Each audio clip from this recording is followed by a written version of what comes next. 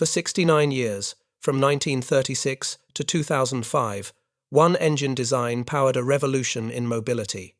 A simple air-cooled flat four that survived a world war, democratized transportation, and refused to die. This is its story. Europe, 1933. In Germany, roads are expanding, but car ownership remains a distant dream.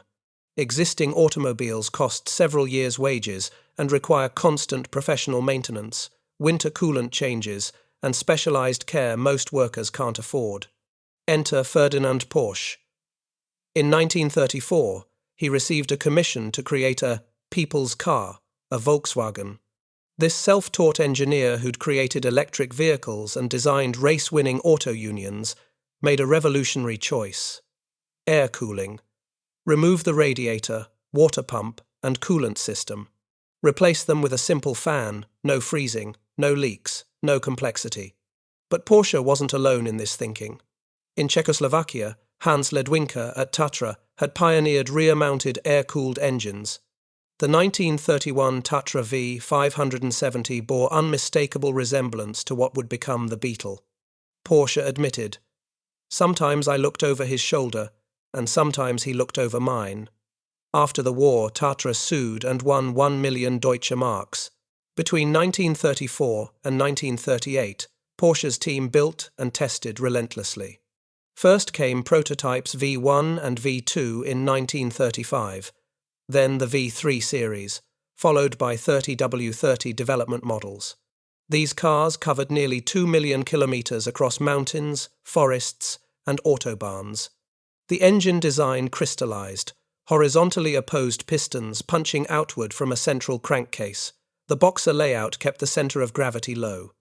Original displacement, 985 cubic centimeters, producing 25 horsepower.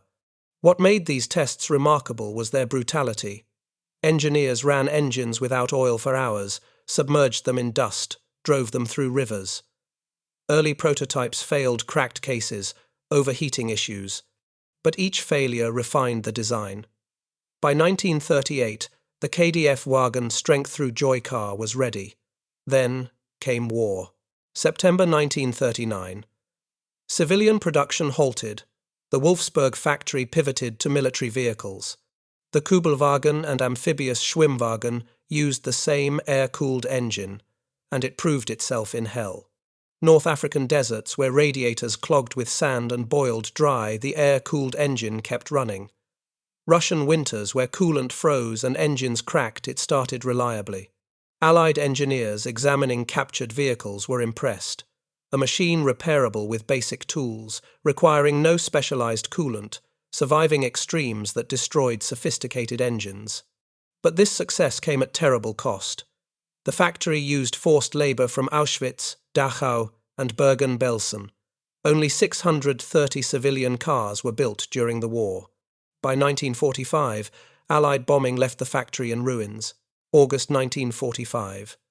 British Army Major Ivan Hurst arrived at ruined Wolfsburg with orders to sit on it. But Hurst saw opportunity. He painted a surviving KDF-wagon khaki green and demonstrated it. On August 22, 1945, 3 months after surrender, Britain ordered 20,000 vehicles. December 27, 1945. The first post-war Volkswagen Type 1 rolled off the line. By year's end, 55 cars. By March 1946, 1,000 per month. Hurst didn't just restart production, he refined it. Better metallurgy, improved carburation, precise manufacturing. The post-war engine was stronger than its wartime predecessor. In 1947, exports began. The Beetle was no longer Hitler's car. It was becoming the world's car. The genius lay in simplicity. 4 cylinders, horizontally opposed, moving like boxers throwing punches. The firing order created a distinctive rhythm. The magnesium alloy crankcase was extraordinarily light. A single camshaft operated all valves through pushrods. A competent mechanic could remove the entire engine in 30 minutes with hand tools. Cooling came from a belt-driven fan pulling air through a carefully designed shroud. Thermostatic flaps maintained temperature. No water pump, no radiator, no hoses to leak or freeze. The engine evolved continuously. 1.1 litres in 1954, 1.2 in 1960, 1.3 in 1965, 1.5 in 1967, finally 1.6 in 1970. Single-port heads gave way to dual-port designs in 1971. Power grew from 25 to over 50 horsepower. It was never fast, but it was reliable beyond belief. Stories emerged from every corner of the globe. Beetles running 300,000 miles on original engines. One German owner documented 1.6 million kilometers, nearly a million miles. Beetles crossing the Sahara, surviving Antarctic expeditions, running partially submerged if intake and exhaust stayed above water. In remote Brazilian villages, Beetle engines powered water pumps, bringing irrigation to farms. In the Australian outback, they powered generators, bringing electricity. In Mexican mountains, they powered firefighting pumps, saving buildings when trucks couldn't reach them. The engine's simplicity meant anyone with basic mechanical understanding could maintain it anywhere. Mechanics developed a saying, "You can't kill a Volkswagen engine. You can only make it angrier." The 1960s. Doyle Dane Bernbach's brilliant advertising campaign, "Think Small. It's ugly, but it gets you there," turned quirks into virtues. But the real selling point was maintenance accessibility. Valve adjustments you could do yourself, tune-ups requiring minimal tools, no specialists needed. The air-cooled flat four became the heart of counterculture. Hippies drove cross-country, trusting that simple engine. Students bought them as affordable first cars. But the influence extended beyond roads. Aircraft designers converted VW engines for ultralight planes. Companies like Limbach and Revmaster produced thousands. The dune buggy craze ran on Beetle engines.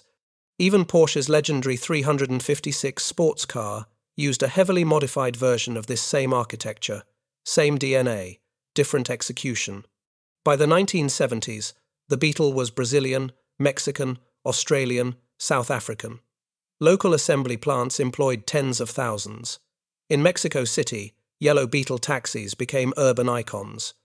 In Brazil's interior, Beetles connected remote communities to the wider world. The engine symbolized economic mobility.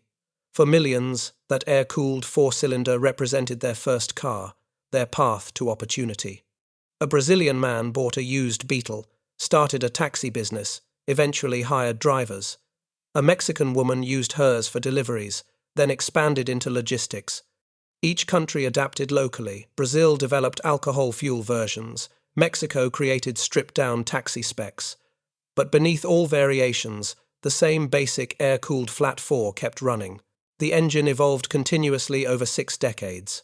Carburation systems changed from single Solex downdraft to sophisticated dual setups. The legendary 34-picked carburetor became known for reliability and easy tuning. The 1970s and 80s brought the biggest challenge: emissions regulations. Catalytic converters appeared. Air injection systems pumped fresh air into exhaust. Some models received Bosch L-Jetronic fuel injection, replacing carburetors with electronic controls. Engineers performed remarkable feats, making a 1936 design comply with regulations written for modern engines. But every addition strained the limits. The engine ran hotter, struggled in traffic and hot climates. The elegant simplicity was disappearing. In Germany, production ended in 1978, replaced by the water-cooled Golf, faster, quieter, more efficient, cleaner. In the United States, tightening standards forced the Beetle out by 1979. After selling over 5 million in America, Volkswagen withdrew. Yet the engine refused to die. Production continued in Mexico and Brazil, where simplicity and proven reliability outweighed cutting-edge technology. These weren't nostalgic markets, they were practical ones, where mechanics might be hours away. Through the 1980s, when everyone said it was obsolete, through the 1990s, when it became a curiosity, into the new millennium as a living fossil, still in daily production. July 30th, 2003. Puebla, Mexico. The last Beetle rolled off the line, number 21 million, 529,464. A baby blue Ultima Edition, destined for a museum. Workers who spent careers building Beetles wept. 65 years of continuous production ended. But not quite. In Brazil, Type 2, van production continued, with air-cooled engines still under the hatch. December 23, 2005. São Paulo, Brazil. The very last air-cooled Volkswagen engine, a 1.4-litre unit for a combi van, completed final quality checks. 69 years. Vacuum tubes to digital computers, propeller planes to space shuttles, the longest-running automotive engine architecture in history, finally, definitively, ended. Today, hundreds of thousands of enthusiasts worldwide maintain air-cooled VWs. Entire businesses supply parts for engines out of production for 2 decades. Why such? Devotion? Perhaps the simplicity. In an era of electronics and sensors, here's an engine you can completely understand. Every component has visible purpose. No black boxes, no diagnostic codes, just metal, motion, combustion. A teenager in their garage can rebuild one with hand, tools and a manual. Perhaps the character. That uneven firing rhythm, distinctive clatter, the way the whole car shakes when you blip the throttle. Modern cars are smoother but soulless. The air-cooled VW demands attention, rewards understanding, builds connection. It's not transportation, it's relationship. The engine's applications remain remarkably diverse. Aircraft builders still use VW-derived engines. Companies like AeroV produce modern conversions powering thousands of home-built aircraft. Lightweight, air cooling, and simplicity make it ideal for aviation. Industrial equipment in developing nations still relies on Beetle engine parts. Water pumps bring irrigation to South American and African farmland. Generators provide electricity. The same. Advantages that worked for cars work for stationary power. Off-road racing, especially the brutal Baja 1000, features entire classes of vehicles with highly modified VW engines producing over 200 horsepower, 8 times original output. That they can be pushed so far beyond design parameters proves the fundamental soundness of the engineering. We must reckon with darker truths. This symbol of freedom and democratic mobility was born from authoritarianism. Ferdinand Porsche was a Nazi Party member. The factory was built with slave labor. Thousands died building these machines. Does this history taint everything after? Does the engine's later role redeem its origins? History is complicated. The Beetle that carried hippies to Woodstock was fundamentally the same, carried Wehrmacht supplies across North Africa. Perhaps what matters is that the engine transcended its origins. Evenhurst's decision wasn't about rehabilitating Nazi technology. It was about providing transportation for a shattered continent. The Mexican taxi driver, maintaining his Beetle for 20 years, cared about feeding his family. The Brazilian farmer using a VW engine for his water pump was trying to survive. Engine became truly democratic, owned by its users, not its inventors. 21.5 million Beetles. Millions more buses. Carmen Gias, an estimated 100 million people owned, drove, or were transported by vehicles, powered by this engine. It moved generations, provided livelihoods, sparked romances on first dates and road trips. It enabled adventures, cross-country journeys, moves to new cities, explorations of previously unreachable places.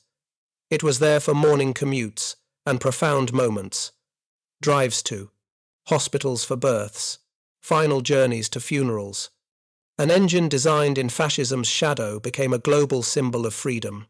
An engine created for war proved its worth in peace. An engine dismissed as too crude outlasted nearly every contemporary design. Every Beetle owner has a story. The car that never broke down. The engine that started on the coldest morning, the trip that changed a life. The air-cooled flat four didn't change the world through innovation. More. Advanced engines existed throughout its entire run, more powerful, efficient, quieter, smoother. The air-cooled VW was never best at anything except one thing. It worked. Reliably, affordably, accessibly, for anyone who needed it. It worked when you were late, when you were broke, in desert, mountains, frozen north and tropical south. It worked for the wealthy, enthusiast and struggling student, the careful maintainer and neglectful owner. Not because it was perfect, but because it was fundamentally sound, good materials, simple, design, conservative engineering, nothing exotic, nothing fragile, just metal moving in ways. That made sense, doing work that mattered. 69 years, 3 generations. From Hitler's Germany to the digital age, the world changed utterly. The air-cooled flat four just kept running. Not the most advanced, not the most powerful, just the most persistent, most dependable, most human-scale technology imaginable. A machine millions could understand, maintain, and depend upon. The engine is silent now, but its legacy runs deep in millions who still drive, maintain, restore, to race them. In stories passed through families, in skills taught mechanic to apprentice, in a simple truth that sometimes the best solution is the simplest one. The air-cooled flat four that moved the world.